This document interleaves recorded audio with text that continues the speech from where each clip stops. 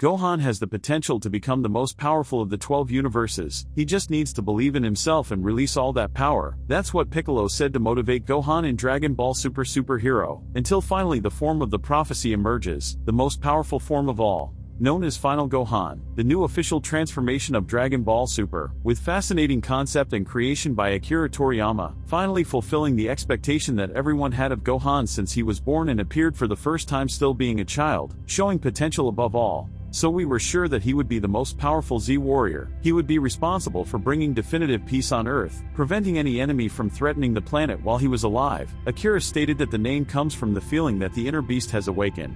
The transformation features a paler skin tone and white hair spiky upwards. In the anime of Dragon Ball Super, Gohan had mentioned that he was in search of a new definitive transformation that no one has seen before. Excerpt that we used in a theory that preceded the movie Superhero to point out that this was Gohan's moment, a theory that we once again got right. We know that Gohan never liked to fight.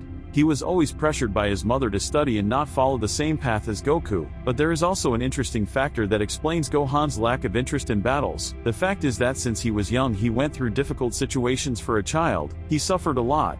He witnessed Goku's death several times due to fights, so the battles never brought anything positive for him. But the opposite, the battles took away many things that were important to him. His childhood was one of them. Between us, Gohan didn't have a common childhood.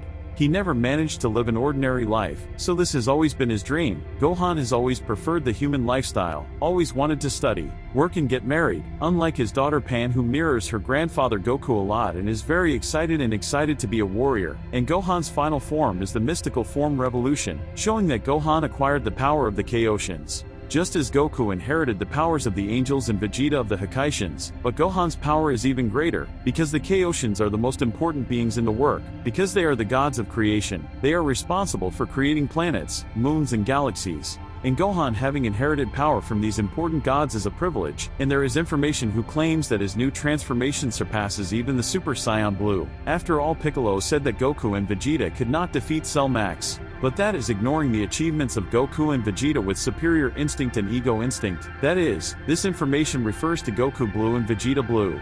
And you can be sure that this new transformation of Gohan will be essential in Black Frieza's arc, as it will be extremely useful for him to help stop this cunning enemy, who now aims to kill all the gods including Zeno.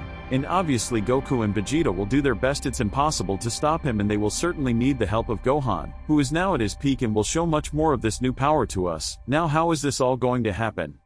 Black Frieza is going straight to Beerus planet, because he knows that's where Goku and Vegeta are training, so possibly he will appear there. And since Goku and Vegeta are not yet at his level, it is possible that Frieza will leave them afraid, but if he appears there Beerus will realize. And if he is sleeping he will surely wake up, and logically he will not be happy with this disrespectful visit from Frieza, so we will have a tense atmosphere between Beerus and Frieza, which can result in a possible combat between the two. But Frieza is very confident at this moment.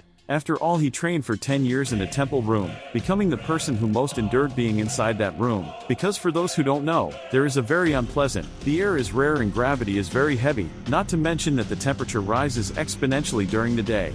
And the night drops exponentially, that is, no one can stand to stay there for a long time, so much so that the record was held by Goku and Vegeta, who lasted a maximum of 1 day in that room, which is the equivalent of a year. Frieza managed to stay 10 days, equivalent to 10 years. Frieza's race is the most resistant race that exists. They can breathe in space, their body adapts easily at any gravity.